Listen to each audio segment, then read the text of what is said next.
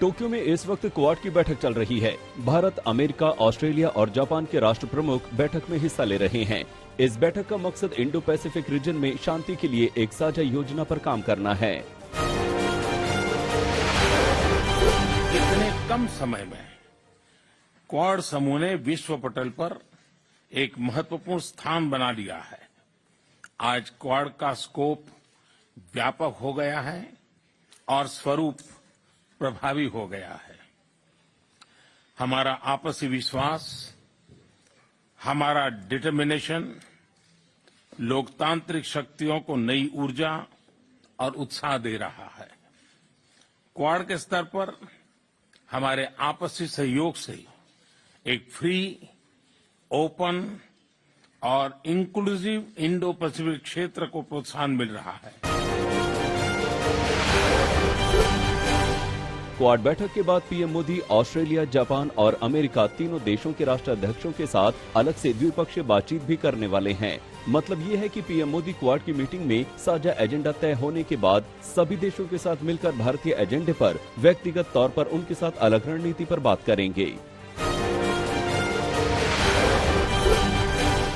आज सबसे पहले सुबह करीब 11 बजे अमेरिकी राष्ट्रपति जो बाइडेन से मिलेंगे। इसके बाद करीब 1 बजे ऑस्ट्रेलिया के प्रधानमंत्री एंथोनी अल्बानीज से मुलाकात होनी है।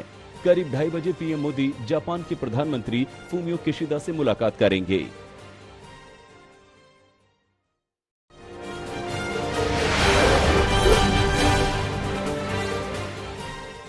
प्रधानमंत्री नरेंद्र मोदी ने जापान की राजधानी टोक्यो में प्रवासी भारतीयों को संबोधित किया। इस दौरान प्रधानमंत्री मोदी ने कहा कि भारत में आज सही मायने में जनता के नेतृत्व वाली सरकार काम कर रही है। गवर्नेंस का यही मॉडल डिलीवरी को कुशल बना रहा है। भारत अपने खोए हुए विश्वास को हासिल कर रहा है। पीएम मोदी ने कहा कि आज का भारत अपने अतीत को लेकर जितना गौरवान्वित है, उतना ही tech led, science led, innovation led, talent led future को लेकर भी आशावान है। पीएम मोदी ने कहा कि मैं मक्खन पर नहीं, पत्थर पर लकीर खींचता हूँ।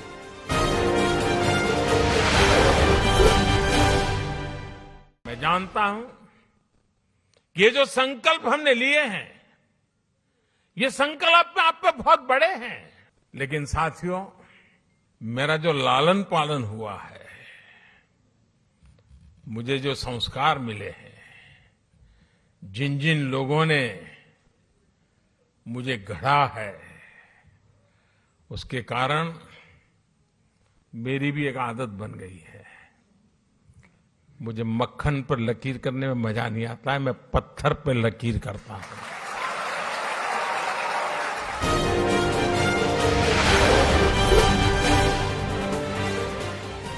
क्वाड की बैठक से पहले पीएम मोदी ने जापान में भारतीयों को संबोधित किया। अपने संबोधन में पीएम मोदी ने कहा कि जापान से प्रभावित होकर स्वामी विवेकानंद ने कहा था कि हर भारतीय नौजवान को अपने जीवन में कम से कम एक बार जापान की यात्रा जरूर करनी चाहिए। स्वामी विवेकानंद की इस सद्भावना को आगे बढ़ाते हुए मैं चाहूँगा कि जापान का हर युवा अपने जीवन में कम से कम एक बार भारत की यात्रा करे।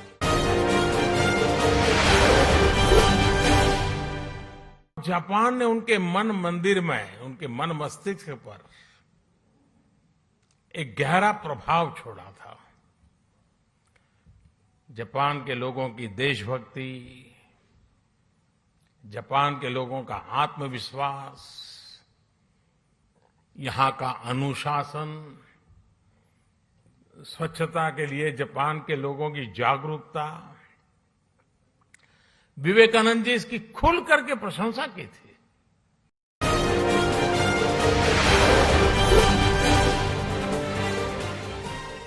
ज्ञानवापी मामले में जिला अदालत आज फैसला सुनाएगा। जिला अदालत इस बात पर फैसला सुनाएगा कि विवाद की आगे सुनवाई की प्रक्रिया क्या होगी। हिंदू पक्ष ने जिला अदालत से ये मांग की है कि सर्वे के दौरान इकट्ठा किए गए साक्ष्यों को कोर्ट पहले देख ले, फिर आगे किसी तरह की सुनवाई की जाए। वहीं मुस्लिम पक्ष ने वजूखाने को सील करने का विरोध करते हुए सर्वे और केस पर ही सवाल उठाए हैं। केस में हिंदू पक्ष श्रृंगार गौरी की रोजाना पूजा करने, वजू खाने में मिले शिवलिंग की पूजा करने, नंदी के उत्तर में मौजूद दीवार तोड़कर मलबा हटाने और वजू खाने की वैकल्पिक व्यवस्था करने की मांग कर रहा है।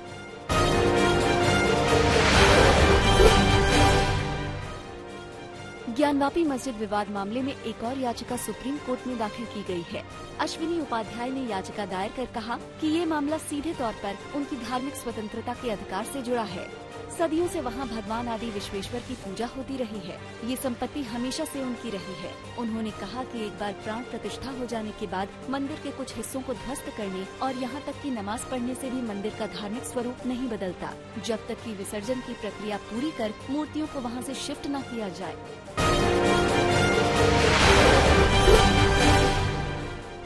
दिल्ली की एक अदालत आज कुतुब मीनार परिसर में हिंदू देवी देवताओं की पूजा के अधिकारी की मांग वाली याचिका पर सुनवाई करेगी। मुकदमे में दावा किया गया है कि कुतुब मीनार परिसर में श्री गणेश, विष्णु और यक्ष जैसे देवताओं की स्पष्ट तस्वीरें और मंदिर के कुओं के साथ कलश और पवित्र कमल जैसे कई प्रतीक हैं, जो इस इमारत का मंदिर होना दर्शाते हैं। ऐसे में यहाँ हिंदू देवी देवताओं के पूजा पाठ की इजाजत मिलनी चाहिए।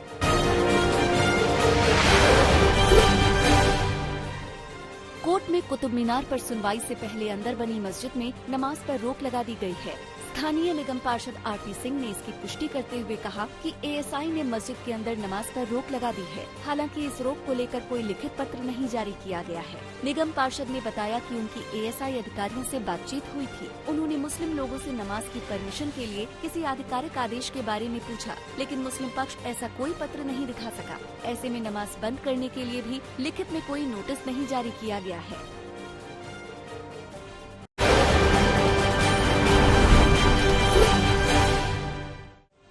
बिहार के मुख्यमंत्री नीतीश कुमार ने कहा कि उनकी सरकार जल्द ही बिहार में सभी पार्टियों की राय लेने के बाद जातीय जनगणना पर काम शुरू कर देगी।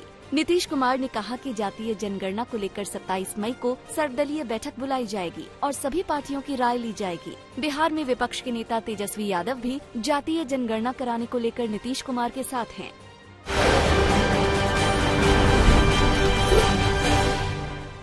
पश्चिम बंगाल की मुख्यमंत्री ममता बनर्जी ने एक बार फिर केंद्र सरकार पर बड़ा हमला बोला। ममता बनर्जी ने कहा कि बीजेपी का शासन हिटलर और स्टालिन से भी बदतर है। इसके साथ ममता बनर्जी ने तेल की कीमतों को लेकर भी केंद्र सरकार पर वार किया। ममता बनर्जी ने कहा कि मोदी सरकार सेस कम नहीं कर रही है, जिससे राज्यों की सरकारों को घाटा हो रहा है।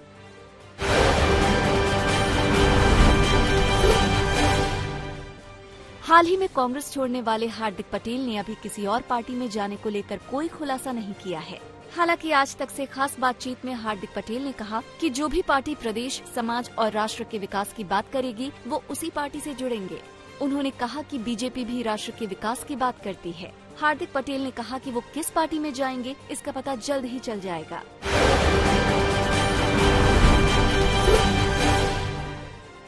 कोई राजनीतिक जीवन में 4 चीज़ों के साथ आगे बढ़ता है। उसमें एक राष्ट्र का हित होता है, अपने प्रदेश का हित होता है, जनहित होता है और एक समाज हित होता है। हम भी इस 4 मुद्दे को लेकर अपना पॉलिटिकली प्लान तैयार कर रहे हैं और मुझे भरोसा है कि फ्यूचर में जो चीज़ हम कांग्रेस में रहकर नहीं कर पाए, वो चीज़ हम आने वाले दिनों में जहाँ जा रहे हैं या जाने की सोच रहे हैं वहाँ जाके कर पाएंगे। बहुत जल्द इन सारे मुद्दों को लेकर बहुत स्पष्ट हो जाएगा और बहुत जल्द, यानी कि मान लीजिए कि 10 एक दिन के भीतर ये फैसला किया जाएगा कि अब आगे क्या करना है।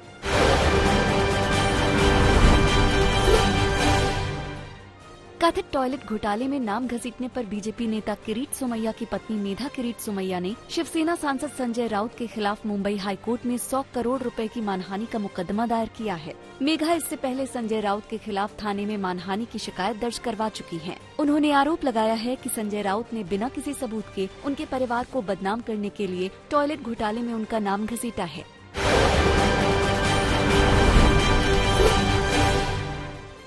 पटियाला ग्रामीण सीट से आम आदमी पार्टी के विधायक डॉक्टर बलबीर को रोपड़ कोर्ट ने 3 साल की कैद की सजा सुनाई है। बताया जा रहा है कि 9 साल पहले जमीन को लेकर पारिवारिक झगड़े में बलबीर सिंह ने अपनी पत्नी और बेटे के साथ मिलकर साली और उसके पति से मारपीट की थी। मारपीट के मामले में डॉक्टर बलबीर सिंह की साली और उसके पति ने मामला दर्ज कराया था।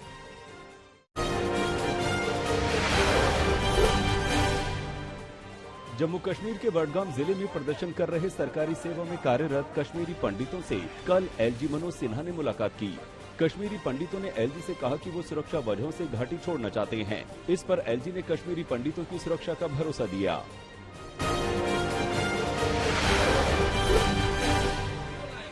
बिहार के वैशाली जिले के थप्पड़बाट एसडीएम का वीडियो वायरल हो रहा है। एक शिकायत की जांच के लिए महनार के एसडीएम सुमित कुमार देसरी प्रखंड कार्यालय पहुंचे थे। वहां आंगनबाड़ी सेविका की जगह उसके पति को देखकर वो ऑफिस से बाहर हो गए और शख्स पर दनादन कई चांटे जड़ दिए। पीड़ित का आरोप है कि एसडीएम खुद शिकायतकर्ता महिला प्रमुख निशु कुमारी की जगह उसके पति के साथ पहुंचे थे।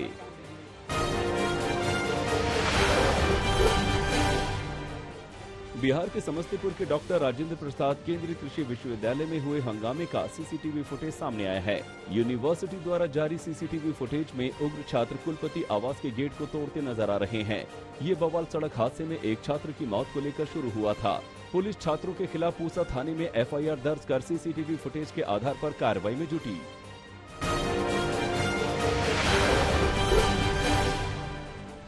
जम्मू के पुंछ और राजौरी जिले को दक्षिण कश्मीर के शोपिया से जोड़ने वाला मुगल रोड इन दिनों बर्फ से जमा है। श्रीनगर समेत कश्मीर के कई जिलों में कल हल्की और तेज बारिश हुई।